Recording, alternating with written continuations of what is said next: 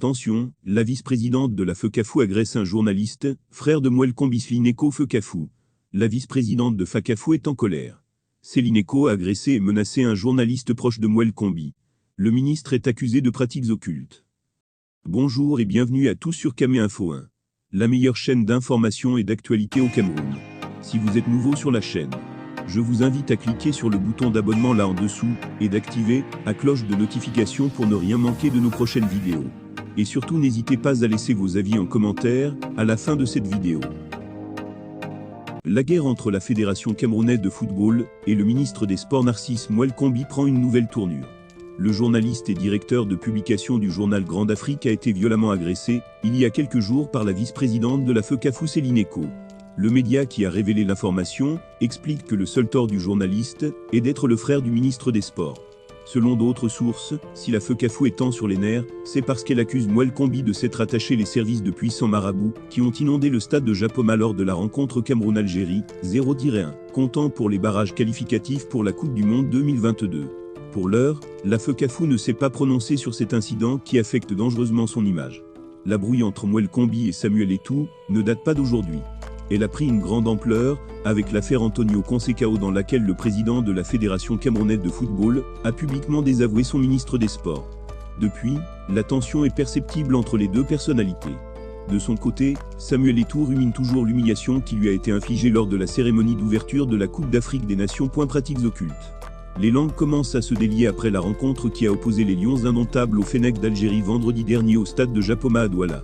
C'est le cas entre la Fédération camerounaise de football et le ministère des Sports, dont les querelles intestines ne s'estompent pas. L'un accusant l'autre d'être responsable de la défaite contre l'Algérie au stade de Japoma. Selon plusieurs journalistes présents au stade, un échange de mots entre Selineko, vice-présidente de la FECAFOU, et un journaliste, directeur de publication, ont laissé entendre que des marabouts seraient allés bien avant la rencontre contre l'Algérie faire des incantations au stade de Japoma pour que les Lions indomptables perdent la rencontre. Selon notre source, le DP du journal Grand Afrique avait été agressé par Selineko au motif d'être le neveu du ministre des Sports et de l'Éducation physique. Selon l'accusatrice, les marabouts ont versé les remèdes la veille au stade pour combattre les Lions. Alors que le Cameroun vient de perdre la première partie du double affrontement des matchs de barrage pour la Coupe du Monde, il ne reste plus que la date du 29 mars, qui permettra peut-être au nouveau sélectionneur-manager Rigobert Song après ce premier défi manqué de se rattraper. Il faut noter que le ministre des Sports Narcisse Mouel Kombi a toujours milité pour le maintien du technicien portugais Antonio Conceição. Après l'échec du Cameroun à la CAN 2021, éliminé en demi-finale par l'Égypte, 0-0, 1-3. Après les tirs au but, l'avis du ministre Narcisse Mouel Kombi sur le sort réservé à Antonio Conceição était très attendu. Invité sur la chaîne de la CRTV à l'émission Actualité Hebdo, Narcisse Mouel Kombi avait fait une annonce forte, l'entraîneur sélectionneur des Lions est maintenu à son poste au regard de son bilan positif. En argumentant davantage, Narcisse Mouel Kombi avait dressé le parcours du technicien portugais. Vous savez, je suis un enseignant, et je n'attends pas 20 sur 20 de mes élèves. Je n'attends pas de mes étudiants qu'ils soient tous excellents aux examens. Lorsque vous organisez une compétition à 24, il faut s'attendre à ce qu'il y ait d'autres éventuels vainqueurs.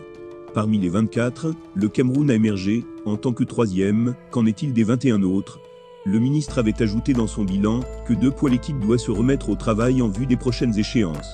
Et à l'immédiat, nous avons les barrages de la Coupe du Monde 2022 le mois prochain. Nous sommes dans une phase de refondation et de reconstruction de l'équipe.